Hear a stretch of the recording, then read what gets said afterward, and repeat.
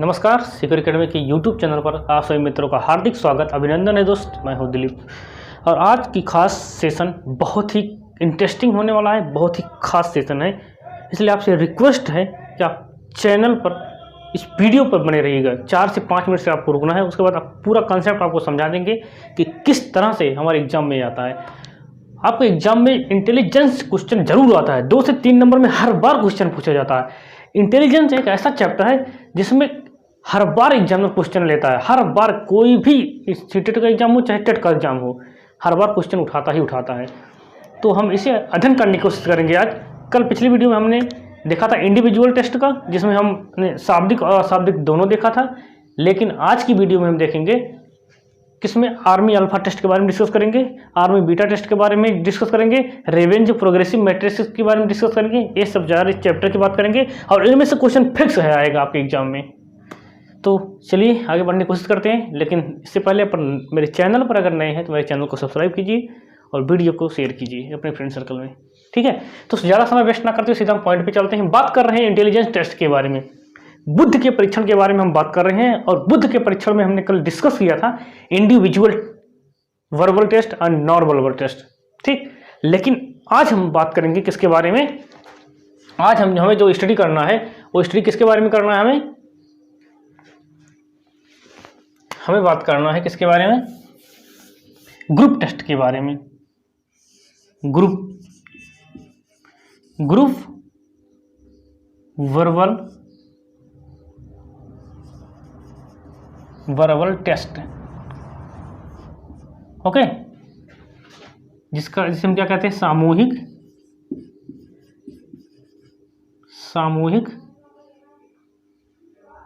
शाब्दिक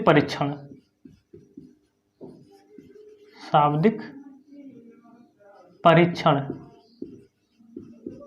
ओके। आज हम इसके बारे में डिस्कस करेंगे। अब देखिए, बात करते हैं। देखिए था अब तक जो हम पढ़ रहे थे इंडिविजुअल टेस्ट चल रहा है, व्यक्तिगत परीक्षण था। लेकिन इसकी जरूरत क्यों पड़ी? इसकी जरूरत इसलिए पड़ी क्योंकि जो इंडिविजुअल टेस्ट था, जो व्यक्तिगत परीक्षण था, जिसमें सिर्फ एक व्यक्ति का एक बार में ही परीक्षण किया जा सकता है, जिसमें क्या था कि एक बार में सिर्फ एक लोगों का परीक्षण किया जा सकता था। ऐसे में वो परीक्षण क्या था, काफ़ी महंगा था, काफ़ी खर्चीला था और काफ़ी समय भी लगता था। लेकिन जब ग्रुप टेस्ट के दिया गया, सामूहिक परीक्षण को दिया गया, इसमें एक साथ में कई हजार बच्चों, कई लाखों को बच्चों का एक बार में ही क्या किया जा सकता था, उसका इंटेलिजेंस टेस्ट लिया जा सकता था, उसके बुद्धि का परीक्षण किया जा सकता था। लेकिन इसकी जरूरत क्यों पड़ी, इसके बाद हम कहते हैं। जैसे आज हम सीटेट का एग्जाम दे रहे हैं, सीटेट के एग्जाम में कम से कम 25 से 30 लाख बच्चे बैठते हैं। अगर ये ग्रुप टेस्ट नहीं होता तो इतने 25 से 30 लाख बच्चों का एग्जाम कराने में लगभग कई साल लग जाते, ठीक। लेकिन जब ग्रुप टेस्ट डेवलप कर लिया गया, इसमें लगभग 1 महीने में खत्म हो जा रहा है ऑनलाइन एग्जाम। लेकिन इसके पहले जब 1 दिन में हो रहा था ऑफलाइन एग्जाम, तो एक ही दिन में समाप्त हो जा रहा था सीटेट का एग्जाम। 16-25 लाख बच्चे का एक ही दिन में एग्जाम हो जाता था। कैसे होता था, कैसे संभव था? ये ग्रुप टेस्ट के आने के कारण ही तो संभव था, ओके। तो आइए अब सीधा पॉइंट पे चलते हैं। अब समय नहीं वेस्ट करना, हमें सीधा पॉइंट पे चलते हैं। बहुत ही इंटरेस्टिंग स्टोरी रहेगी। अब सिर्फ आप सुनते जाओ, अब बात बहुत आसानी के साथ याद हो जाएगा। अगर हम बात कर रहे हैं ग्रुप वर्बल टेस्ट की बात कर रहे हैं, तो जिसमें सामूहिक शाब्दिक परीक्षण की बात कर रहे हैं, तो सबसे पहले शाब्दिक रहेगा जिसमें भाषा का प्रयोग किया जाएगा। तो इसमें जो टेस्ट आते हैं, सबसे पहला टेस्ट क्या था इसमें, वो था आर्मी अल्फा टेस्ट। क्या था? आर्मी अल्फा टेस्ट या परीक्षण। और दूसरा जो था इसमें नौसेना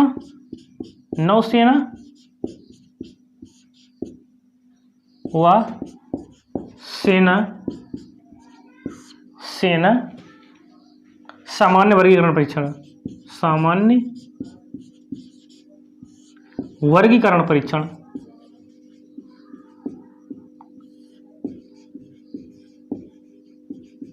था, ओके। इसमें 2 ही टेस्ट, देखो शाब्दिक पढ़ रहे हैं हम, जिसमें यानी कि वो लोग, इसका प्रयोग उस लोगों पर किया जा सकता था जो पढ़े लिखे हों। अशाब्दिक की बात हम करेंगे। सामूहिक में भी शाब्दिक है और शाब्दिक है, लेकिन हम शाब्दिक की बात कर रहे हैं, शाब्दिक की बात नहीं कर रहे हैं। तो फर्स्ट हमें क्या स्टडी करना है, शाब्दिक की स्टडी करना है। तो सबसे पहले हम बात करते हैं आर्मी अल्फा टेस्ट के बारे में। ठीक है, आर्मी अल्फा टेस्ट जो लगभग 1917 में दिया गया था, और इसको देने वाले कौन थे, American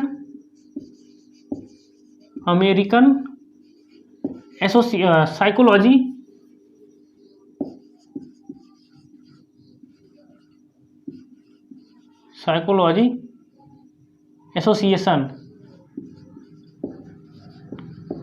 association.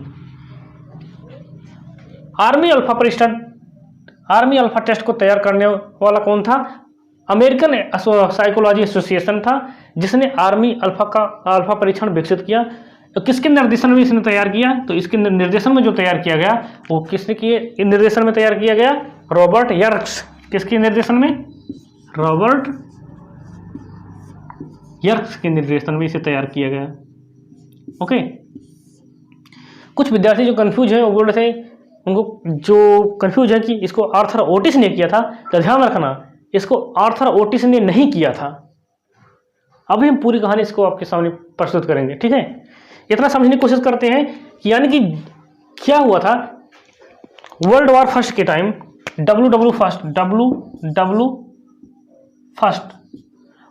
World war first, जब प्रथम विश्व युद्ध चालू था, तैयार हो गया था, जब प्रथम विश्व युद्ध चल रहा था, तो इस समय क्या था, अमेरिका ने जर्मनी के ऊपर अटैक कर दिया। अब उसने जर्मनी के ऊपर अटैक तो कर दिया, लेकिन उसके पास उतनी सेना नहीं थी जितना कि पर्याप्त मात्रा में चाहिए था उसको। तो ऐसे में सेना के जो जनरल थे वो क्या कह रहे थे, सोच रहे थे कोई ऐसा टेस्ट विकसित किया जाए जिससे, क्योंकि उन्हें सेना में भर्ती करना था और सेना में कई लाखों सैनिक को भर्ती करना था। ऐसे में तत्काल में बिना उनका परीक्षण किए किन लोगों को भर्ती कर लेंगे, जो पागल होगा उसको क्या आर्मी भर लेंगे, नहीं कर सकते। ऐसे में उनके सामने सबसे बड़ी समस्या ये थी कि इतने सारे लोगों का परीक्षण कैसे किया जाए, क्योंकि इसके पहले जो परीक्षण था सिर्फ बिने और साइमन ने दिया था, जो सिर्फ सिंगल इंडिविजुअल टेस्ट है, जिसको हमने अभी कल पढ़ा है। अगर आपने वीडियो नहीं देखा तो वीडियो को जाकर देख लो। बिने साइमन जो परीक्षण था उसमें सिर्फ एक व्यक्ति का एक बार में टेस्ट लिया जा सकता था। ऐसे में कई लाखों व्यक्तियों को जब आर्मी में भर्ती करना है, तो इतने विद्यार्थियों का, इतने लोगों का टेस्ट संभव कैसे है एक साथ में, ऐसे में तो कई साल लग जाएंगे। तो एक गए किसके पास, जो अमेरिका के जनरल थे, सेना के जनरल थे, वो गए रॉबर्ट यर्क्स के पास, जो उस समय अमेरिकन साइकोलॉजी एसोसिएशन के चेयरमैन थे, रॉबर्ट यर्क्स साहब। अब दोनों लोग एक दूसरे से बातचीत कर रहे थे। उन्होंने अपनी बात रॉबर्ट यर्क्स के सामने प्रस्तुत की। उन्होंने बताया कि हमें सेना में भर्ती के लिए बहुत सारे लोगों की ज़रूरत है, लेकिन बिना परीक्षण किए हुए हम इतने लोगों को एक साथ भर्ती कैसे करेंगे, और एक साथ मुझे भर्ती करना है, क्योंकि अगर एक एक लोग को भरेंगे तो कई साल लग जाएंगे। और जिस समय वर्ल्ड वॉर फर्स्ट चल रहा है, प्रथम विश्व युद्ध का दौरान था वो। अब ऐसे में रॉबर्ट यर्क्स ने सोचा यार इतना तो संभव तो है नहीं, क्योंकि रॉबर्ट यर्क्स जो पढ़ रखे थे उन्होंने किसके कॉन्सेप्ट पढ़ रखा था, इनका बिने साइमन का कॉन्सेप्ट पढ़ रखा था, जिसमें सिर्फ एक बार में एक ही व्यक्ति का टेस्ट लिया जा सकता था। अब रॉबर्ट यर्क्स क्या कहे, रॉबर्ट यर्क्स थोड़ा आश्चर्यचकित हो गए। अब वो तुरंत वहाँ से निकले और पहुंच गए फिनलैंड, यानी कि वो कहाँ गए, फिनलैंड नामक स्थान पे चले गए। देखिए, शिकागो यूनिवर्सिटी ने 1992 में एक जर्नल पब्लिश किया था, जिसमें उन्होंने बताया कि 278 पेज से लेकर 302 पेज तक उन्होंने क्या किया था, आर्मी अल्फा टेस्ट के बारे में पूरी तरह से वर्णन किया था। ठीक है, ऐसे में क्या था, जब उनको कोई क्या बोलते हैं, कोई सहारा नहीं मिला, तो रॉबर्ट यर्क्स पहुंचे फिनलैंड नामक स्थान पर पहुंचे, जहां पर हेनरी गोडार्ड ने मंदबुद्धि बालकों के लिए क्या खोल रखा था, एक स्कूल खोल रखा था, एक विद्यालय खोल रखा था। अब उन्होंने अपनी बात किसके सामने रखी, हेनरी गोडार्ड के सामने रखी। उन्होंने बताया, रॉबर्ट यर्क्स ने बताया कि देखिए, जो हमारी आर्मी के लिए हमें कई सारे लोगों का, कई लाख लोगों का रिक्रूटमेंट करना है, लेकिन सबसे बड़ी समस्या यह है कि इतने लाख लोगों का रिक्रूटमेंट करते समय इनका हम परीक्षण कैसे करेंगे, इनकी बुद्धि का परीक्षण कैसे करेंगे, क्योंकि आर्मी में सभी लोग बंदूक चलाने वाले थोड़ी होते हैं। कुछ लोग सामान पहुंचाने वाले होते हैं, कुछ खाना बनाने वाले होते हैं, कुछ कपड़ा धोने वाले होते हैं, कुछ ड्राइवर होते हैं, और कुछ अलग अन्य प्रकार के व्यक्ति होते हैं जो सामान सज्जा पहुँचाने वाले होते हैं। लेकिन सभी व्यक्तियों का टेस्ट करना तो जरूरी है ना, क्योंकि पागल को तो आप थोड़ी भर सकते हो आर्मी में। तो इस सारी बात रॉबर्ट एर्क्स ने हेनरी गोडार्ड के सामने रखा। अब हेनरी गोडार्ड ने सभी मनोवैज्ञानिकों को बुलाना शुरू कर दिए। लुई थर्स्टन को बुलाए, एडवर्ड ली थॉर्नडाइक को बुलाया, उन्होंने टर्मन को बुलाया, सभी लोग को उन्होंने बुलाया और सबके सामने एक बात प्रस्तुत की कि हमें अपनी आर्मी के लिए एक टेस्ट विकसित करना है जो कि ग्रुप टेस्ट हो, जिसमें एक साथ में सभी लोगों का क्या कर सकते हैं, उसमें हम उनका परीक्षण कर सकें। अब सबके सामने तो यही समस्या प्रस्तुत हुई, क्योंकि रॉबर्ट एर्क्स के सामने सबसे बड़ी समस्या यह थी कि इतने लोगों का एक साथ टेस्ट कैसे करें, क्योंकि उन्होंने तो बिने और साइमन का कंसेप्ट पढ़ रखा था। अब टर्मन इस बात को भूल रहे हो। तो लुई थर्स्टन ने बताया कि आप टर्मन साहब को भूल रहे हो। टर्मन कौन? वही टर्मन जिन्होंने बिने और साइमन के टेस्ट में संशोधन करके एक बड़ा स्किल प्रस्तुत किया, जिसके माध्यम से व्यक्ति का IQ डेवलपमेंट किया जा सकता है। तो उन्होंने कहा हाँ भाई ठीक है, आप सही कह रहे हो, टर्मन के पास चलते हैं। टर्मन उस समय क्या था, स्टैनफोर्ड यूनिवर्सिटी के क्या थे, प्रोफेसर थे, और वो किस पर कार्य कर रहे थे, इंटेलिजेंस टेस्ट पर कार्य कर रहे थे। जब टर्मन के पास सभी मनोवैज्ञानिक पहुंचे, सभी साइकोलॉजिस्ट पहुंचे, उन्होंने अपनी बात टर्मन के सामने रखी, तो टर्मन ने कहा भाई देखो अभी तो हम थोड़ा बिजी हैं, हम उस पर काम नहीं कर रहे हैं, लेकिन मेरे अंडर में मेरा एक स्टूडेंट है जिसका नाम क्या है, आर्थर एस ओटिस है, आप उससे मिलो जो मेरे अंदर में PhD कर रहा है, वो आपके लिए काम कर देगा।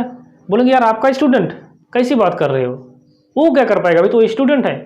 उन्होंने कहा नहीं भाई, आर्थर एस ओटिस जो है वो PhD कर रहा है मेरे अंदर में, लेकिन उसने अभी जल्द ही में एक स्किल का डेवलपमेंट किया था जिसका नाम था ओटिस जनरल इंटेलिजेंस स्किल, जिसमें उसने एक साथ कई सारे व्यक्तियों का परीक्षण किया जा सकता है उस स्किल के द्वारा।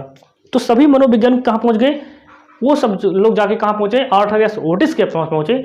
तो आर्थर एस ओटिस ने बताया कि हाँ ये संभव है, हमने हाल ही में रिसेंटली एक टेस्ट विकसित किया जिसका नाम क्या है, Arthur Otis general intelligence test है। इसके माध्यम से आप कई लोगों का परीक्षण कर सकते हो। लेकिन उन्होंने बताया कैसे, बोले इसलिए क्योंकि आपने जॉन कैली का नाम नहीं पढ़ा है।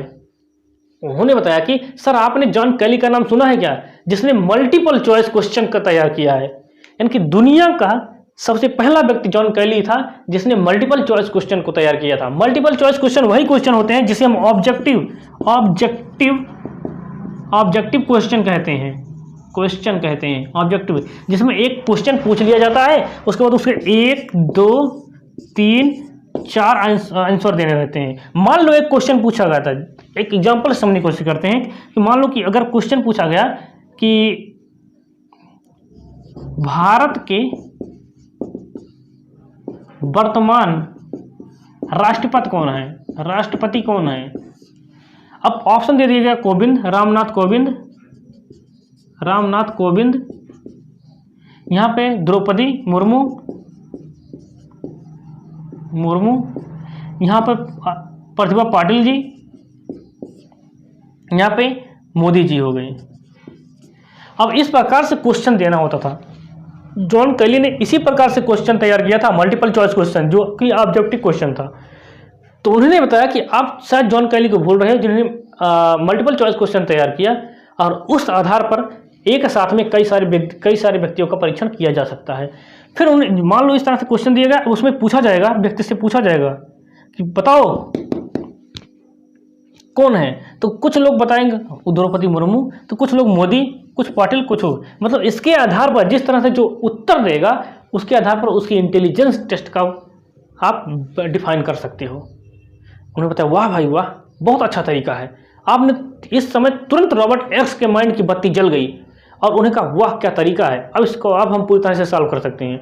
फिर उन्होंने रॉबर्ट एर्क्स पहुंच गए, अपने सभी मनोवैज्ञानिकों के साथ पहुंचे, अपने कहाँ पे, अमेरिकन साइकोलॉजी एसोसिएशन में पहुंचे, जहाँ के वो चेयरमैन थे, और उन्हें एक 25 क्वेश्चन तैयार किया, बहुत ज़बरदस्त क्वेश्चन तैयार किया, और उसका प्रयोग किस पर जाके कर दिया, सभी लोगों पर, क्योंकि इसका प्रयोग करते ही ये पता चल गया कि कौन लोग पढ़े लिखे हुए हैं और कौन लोग पढ़े लिखे नहीं हैं।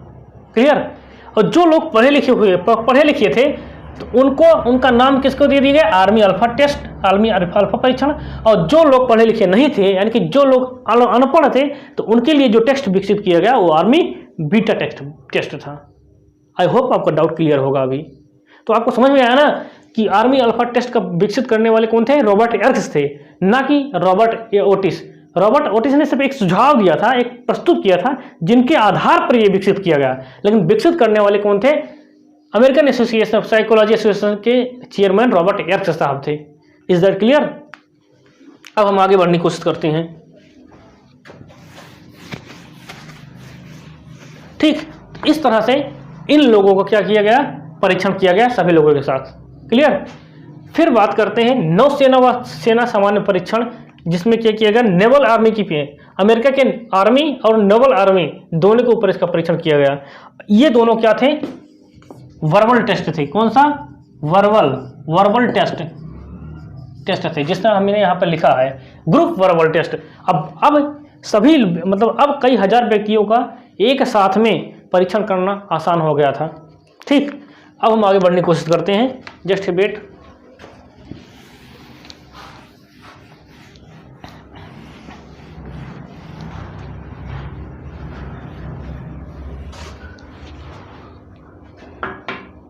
अब बात करते हैं group non verbal test. Group non verbal test, verbal test. ठीक, इसमें क्या होगा? सामूहिक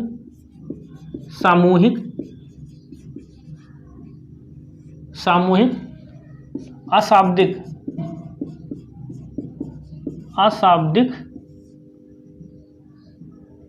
परीक्षण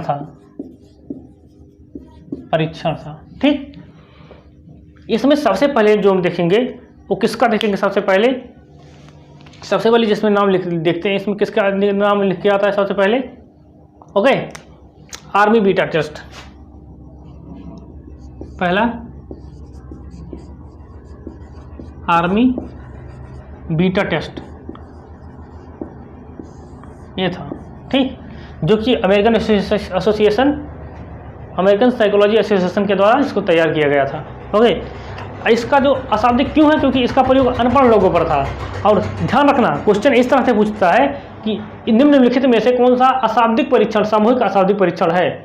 आर्मी बीटा टेस्ट या आर्मी अल्फा टेस्ट? ठीक, इस तरह से दे दिया जाएगा। ठीक है, तो लेकिन जो आर्मी बीटा टेस्ट है वो अशाब्दिक परीक्षण है। किसका? ग्रुप का, सामूहिक है। क्यों? क्योंकि इसमें क्या था? उन लोगों पर परीक्षण किया गया जो लोग पढ़े लिखे नहीं थे, यानी कि जो लोग अनपढ़ थे। ठीक, अनपढ़ लोगों पर, यहाँ पे हम लिख दे रहे हैं अनपढ़ लोगों पर यह परीक्षण था। फिर ठीक है, फिर उसके बाद हम जो देखते हैं नेक्स्ट देते हैं, क्योंकि बीटा में क्या होता था? इसमें सिंबल, चिन्हों व प्रतीकों, यानी कि संकेतों के माध्यम से इनका परीक्षण करना था। क्योंकि लोग पढ़े लिखे नहीं थे, अनपढ़ थे, और जो लोग अनपढ़ थे उनके लिए तो कोई चिन्ह या कोई सिंबल या कोई संकेत के माध्यम से उन्हें समझाया जाता था कि भैया आपको ये काम करना है, आर्मी में आपको कपड़ा धोना तो इस तरह से धोना है, आपको अगर इस तरह से बुलाया जाएगा आपको इस तरह से जाना पड़ेगा। ठीक, इस तरह से किया गया। फिर उसके बाद हम देखते हैं क्या? कैटल कल्चर फेयर टेस्ट की बात करते हैं। जो नेक्स्ट था वो तीसरा क्या था? दूसरा था कैटल कल्चर फेयर टेस्ट। ठीक, जिसे हम क्या कहते हैं? कैटल के सांस्कृतिक मुक्त परीक्षण था, जो वातावरण से मुक्त था, यानी कि ऐसा परीक्षण जो था जिसका प्रभाव उसके विद्यार्थियों पर ना पड़े, किसी व्यक्तियों पर ना पड़े, जिस वातावरण का प्रभाव व्यक्ति पर ना पड़े, उसी को क्या कहते हैं? कैटल कल्चर फेयर टेस्ट था। ठीक है, इसमें जी कारक बहुत महत्वपूर्ण था। कौन सा? जी फैक्टर, यानी कि सामान्य कारक वो कारक होते हैं जो क्या था? जो जन्मजात होते हैं, जो जन्म से विद्यमान होते हैं किसी व्यक्ति में, उसे हम क्या कहते हैं? जी फैक्टर कहते हैं। ठीक, फिर बात करते हैं नेक्स्ट की बात करें तो तीसरा आया वो क्या था? शिकागो अशाब्दिक परीक्षण। शिकागो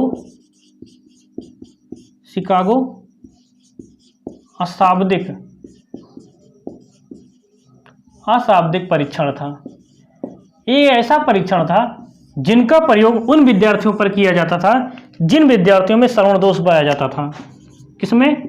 जिन विद्यार्थियों में श्रवण दोष या अधिगम निर्योग्यता पाया जाता था। निर्योग्यता पाया जाता था यानी कि वो विद्यार्थी जो तो ना तो सुन सकते थे, जो ना पढ़ लिख सकते थे, उन विद्यार्थियों के लिए ये परीक्षण तैयार किया गया था। किसके द्वारा? शिकागो आंशिक अशाब्दिक परीक्षण तैयार किया गया था। Is that clear? फिर हम और आगे बढ़ने की कोशिश करते हैं। देखो, सिर्फ नाम याद रखो, ये नहीं महत्वपूर्ण है कि कब कहाँ किसके लिए किया गया था, अब किसने किया था, ज़्यादातर किसने किया था ये तो महत्वपूर्ण है ही, लेकिन कभी कभी आता है। लेकिन सबसे ज़्यादा महत्वपूर्ण ये है कि किसके अंतर्गत ये आ रहे हैं, ये शाब्दिक बुद्धि परीक्षण के अंतर्गत आ रहे हैं या अशाब्दिक। ठीक है, इस तरह से क्वेश्चन पूछा जाएगा आपसे। फिर हम बात करते हैं जो नेक्स्ट था हमारा, नेक्स्ट जो आता था वो क्या था? डियर बॉर्न सामूहिक परीक्षण। डियर बॉर्न सामूहिक परीक्षण, सामूहिक परीक्षण। ठीक, डियर बॉर्न सामूहिक परीक्षण था, यानी कि ऐसा परीक्षण जो था ये किस पे किया जाता था? ये 4 वर्ष के बालकों के लिए किया, 4 वर्ष के बालकों पर किया जाता था। क्यों किया जाता? क्योंकि ये बालक उस समय तो बहुत पढ़ा लिखा तो नहीं रहेगा ना, क्योंकि उस समय जो बालक रहते हैं वो लगभग क्या बोलते हैं, अनपढ़ ही होते हैं, क्योंकि शुरू में विद्यालय जाते हैं। इसके लिए डियर बॉर्न जो सामूहिक परीक्षण था वो अनपढ़ मतलब 4 वर्ष के बालकों पर था, क्योंकि जिस तरह से वो बालक आएगा उसकी इंटेलिजेंस टेस्ट लिया जाएगा। Is that clear? फिर लास्ट में जो बात करते हैं वो रेवेंज का, सबसे महत्वपूर्ण है जो इसमें, रेवेंज प्रोग्रेसिव मैट्रिसेस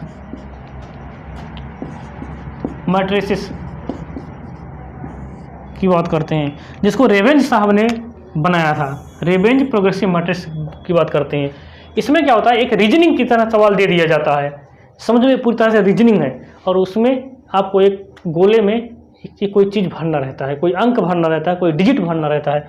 जैसे आपसे मान बोल दिया गया 2, 4, 8 और यहाँ पे खाली स्थान दे दिया गया, पूरी तरह से रीजनिंग है। जिस तरह आप वनडे एग्जाम में देते हो रीजनिंग ना, उसी तरह से है। तब यहाँ पे 2 मतलब 2 गुणे 1 कर दिया तो 2 हो गया, यानी कि 2 गुणे 2 कर दिया तो 4 हो गया। यहाँ पे 2 गुणे 4 कर दिया तब 8 हुआ। ठीक है, यानी कि 2 गुणे 2 गुणे 2, तो यहाँ पे क्या आ जाएगा? 2, 4, 8, यहाँ पे क्या हो जाएगा? 16 हो जाएगा। यानी कि ये रीजनिंग का क्वेश्चन। इस तरह से रेवेंज प्रोग्रेसिव मैट्रिक्स तैयार किया गया, जिसमें बालक के रीजनिंग क्षमता, उसकी तर्क शक्ति के बारे में परीक्षण करने की क्षमता विकसित होती है। तो आई होप आपको समझ में आया होगा। अगर आपको इसमें कोई डाउट है तो मुझे कमेंट कर सकते हैं, हम आप पे कमेंट का जवाब जरूर देने की कोशिश करेंगे। तो आज के लिए बस इतना ही, लेकिन क्लास अच्छी लगी हो तो फीडबैक जरूर दीजिएगा, क्योंकि बहुत सोर्सेस से हमने इसको आपके पास पहुँचाया है। तो आज के लिए बस इतना ही, मिलते हैं आने वाली नेक्स्ट वीडियो में, तब तक के लिए जय हिंद।